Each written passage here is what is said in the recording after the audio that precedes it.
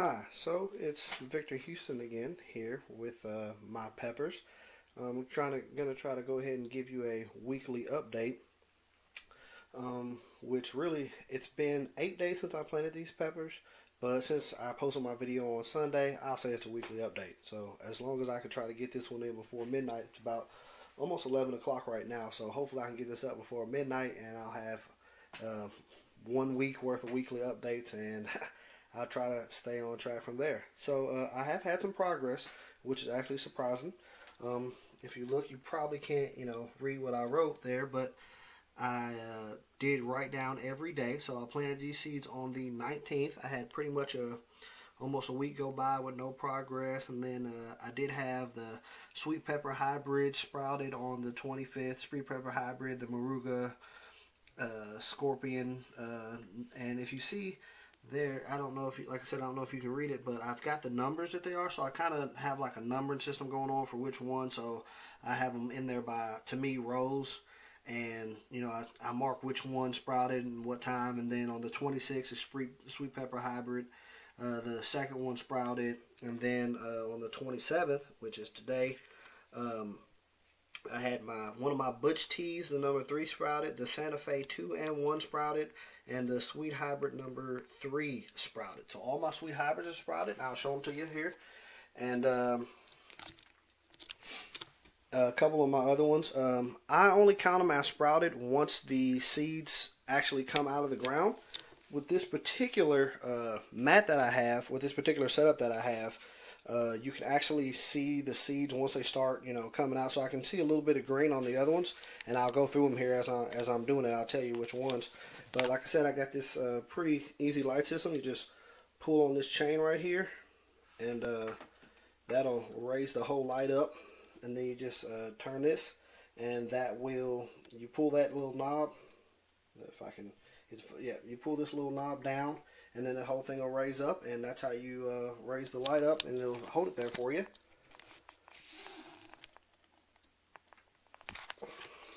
There you go, like that. I'll just do that, and then you just have the dome,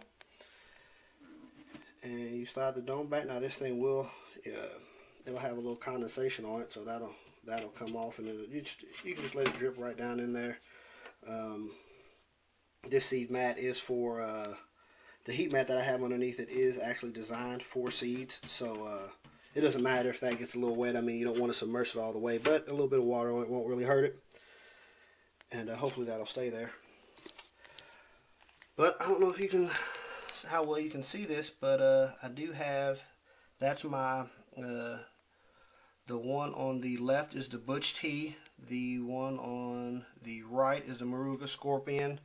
I've got a little bit of I don't know if that'll focus up.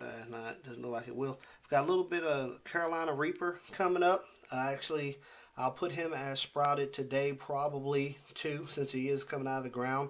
This Carolina Reaper right here, don't know if you can see that one, but I can actually see the green on it, but it hasn't come out of the ground, so I won't mark him down. The Pulsa B, that has sprouted right here. You can see a little bit, and the one behind it has a little green coming up too. So I'll probably put him down for today, and then the one behind it, he hasn't really broke ground yet, so I'll probably put him down for tomorrow, Monday. My Santa Fe, there's the number 2 Santa Fe. Actually, you can't really see how well it's coming up. I guess that's a little bit of better angle, but it is coming out. And then the Santa Fe number 1 behind it, obviously he's coming up. Then here's my Sweet Hybrid. This one right here was actually the first one to sprout, and then this one was the third one to sprout. But they're actually the 2 biggest ones I have. The second one was this Moruga back here again, but these 2 are actually bigger. And then this one actually sprouted today. And if you can see, I don't know, I'm gonna try to get a better angle at him, but he's actually got a little bit of dirt on him, so I'll probably end up knocking that off. But really all I'm going to do today is, since I do have some sprouts that came up, I'm going to add some of this plant food. Now with this stuff, it's really concentrated, and so actually it says for the seedling trays to only use 1/4 of a teaspoon. Luckily, I actually have a spoon that will measure down to a quarter. It'll actually go down all the way to an eighth of a teaspoon, so that's pretty cool. So I'll use that, and I'll mix it into a gallon of water, a quarter teaspoon per gallon of water. I didn't use, it actually says you can sprout with that fertilizer mixture, but I didn't want to do that. I was a little bit afraid because, you have to keep a very good eye on seeds and seedlings and plants in general when you're using fertilizer, and make sure you don't burn them or anything like that. So I wanted to make sure that I, could see them, and I had a few coming up. And so what I'm just going to do is, the great thing about this system is it's really easy. So I've got water down in that tray, so I'll just pick this whole block up out of here, and then I'll just add the actual fertilizer mixture directly to the water, directly back into the tray, and I'll set this block down, and it'll absorb through the bottom of that. It's really cool. I'm really liking this dome from Park Seed. I really like growing this way. The biggest problem that I would say that I have with growing this way is the fact that you don't have to do anything to it. It's so hands-free and hands-off. Like the only thing that I'll come and do, I've got this water bottle here with a sprayer on it. I'll come in every day, and once a day I'll spray. I'll kind of pry the top open a little bit, mist it, check my plants and everything, and then I'll just mist it so it has a really good humidity. Although it seems to be keeping its own humidity, really well. I probably don't even have to do that. It just gives me something to do, and so it's really hands off. And so, you don't really have to do anything with it, and it's just, I like to, interact with my plants. I like to do stuff, obviously I check on them and stuff, and especially now that they're growing, but it's so interactive. I've got it set up. It's really on easy mode. Also, I got another heat mat. My other heat mat came in that I ordered, and it seems to be warming. I've actually got it in another room, warming up, and so I'm going to replace this heat mat with that one. Although this one does seem to be warm, and it does seem to be doing a good job. I just think the other one will do a better job. So I'm going to replace this heat mat, and I'm going to mix up my fertilizer mix, and that's really all I'm going to do. Mix up my fertilizer mix, change this water out, just totally dump that water, put new water in, and that's all I'm going to do. And I'll try to, once I do that, I'll come back, talk to you a little bit more, and I'll try to show you, hopefully, I can show you what last year I had a ghost chili pepper plant, and I decided to bring it in. So I'll give you a look at that and show you how that one's doing. Okay. So, just to kind of show you a little bit about what I did, I just got a towel. I took the block out of the water, set it on this towel, dumped the water out of this tray, rinse it out one or two times, just a little warm water, didn't wash it or anything, just rinse it out, mixed up my 1/4 of a teaspoon into a gallon jug of water, and then I filled that up to about anywhere between a 1/4 inch and a 1/2 inch into the tray, and then I just floated the block. As you can see, it'll move back and forth, so this block will just float in here nicely, and it just works so well. My soil never dries out, but it's never too moist. You don't want to add water to the top of these, and the only time you would add water to the top, I guess I don't want to say you don't want to, there is a time where you would want to, especially since we're using fertilizer. I wanted to talk about that. Since I did put fertilizer in there, you want to really keep an eye on your plants, because they'll tell you a couple different things when they have too much fertilizer. So you'll see a couple of different problems. If you don't have enough fertilizer, what'll start happening is if they can't get enough nutrients, the leaves on them will start to actually yellow out. And what that is telling you is that it's not getting enough fertilizer, the plant's not getting enough nutrients and stuff like that, so the leaves will actually start to turn yellow, which you don't want to happen. It's not happening in any of my plants right now, but they just sprouted, they just came up, so they're still going off of what they had to work with in that seed. So you want to pay attention with that. If you do notice that, increase your mixture, but just increase it slightly. You don't want to give them too much fertilizer, because that could be bad for them as well. If they're getting too much fertilizer, they'll actually start to burn, which is what they call it. The leaves will actually start to get this really burned look to them, and that's actually obviously it's still bad for them. It'll kill the plant. You'll kill it by over fertilizing it just as easily as it'll die on its own if it doesn't get enough nutrients. And What you want to do is if it's starting to give you that burn look, you want to just what you first want to do is you want to pour all the water out that you're using, because that has fertilizer in it. You want to pour that out. Obviously, the mixture's too high, and so just pour that out, scrap it, and you can mix up new fertilizer with less of a concentration in it, and then you would put that in. But the first thing you want to do is you want to water your plants from the top. This is the only time that you will water them from the top in this particular setup, and you want to use fresh water for that. What that's going to do is it's going to soak through the soil and get all those fertilizer salts out of the soil, and so that will help kind of detox your peppers to where you won't have to worry about them absorbing all that fertilizer that's left in them, and then coming back and then still getting through the shock and dying like that. You want to get all those fertilizer salts out of the soil by top watering them, and then you can add a fertilizer mixture to the bottom water, and just cut it and cut it back a little bit, scale it down, because if you're burning them, you're probably using way too much, but you definitely want to cut it down. Once again, I mean, it's very simple. These plants will tell you what they want, what they don't do and don't like. So just look at your plants, pay attention to them every day. I mean, I know you get restless, so you're probably in there messing with them every day. So just pay attention to them, and they'll tell you what they like. One more thing I wanted to show you about this. So I did put the dome back on it. You can already see the humidity is actually already starting to come. I'm looking at some fog that's starting to form at the end. But also, I did go ahead and I opened up these vents to allow some airflow through there. Since we do have some seedlings coming up, you do want to make sure you get adequate airflow through there. And so I did go ahead and open my vents, and I'm just going to let the light back down.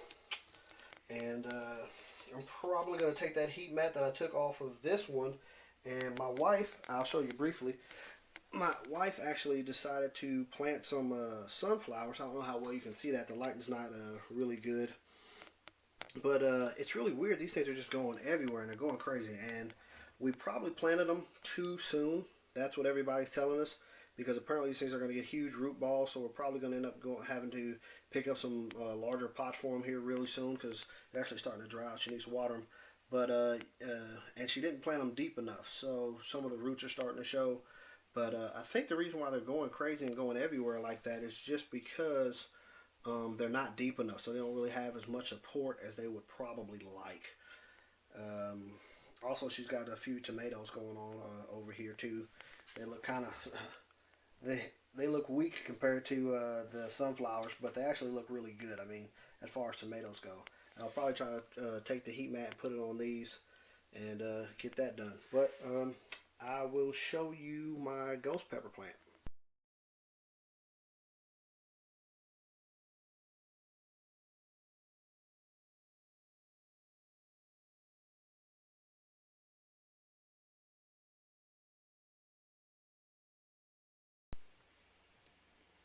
So this is my ghost pepper plant. Um, Sorry about the lighting. It's not really good lighting in here, and this is nighttime.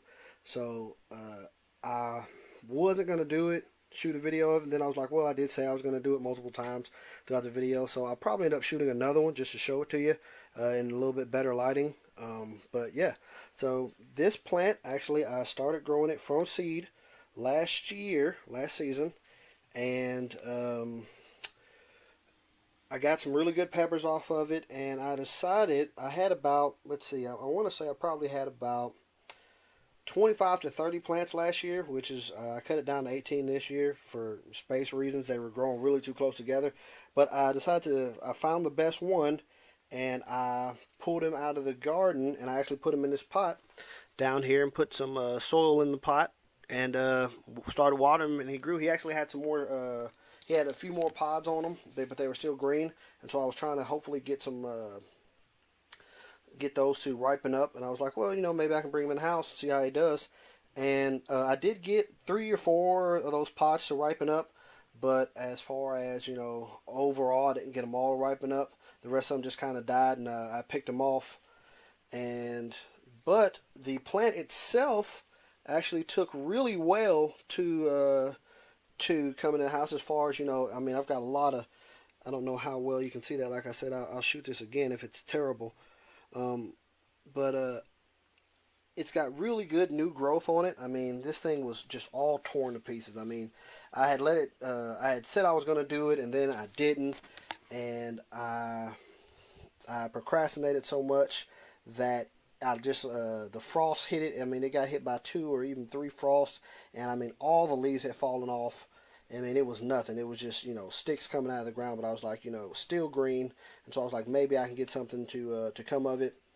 And so I went ahead, pulled it out of the ground, and I mean the leaves started blowing. The leaves just started coming to it, and it just grew. It took off. I actually just turned it about 3 or 4 weeks ago because it was growing into the windowsill. What I've got here, these are room darkening curtains, but the cool thing about them is they're reflective on the other side, and so they actually reflect the sunlight back out.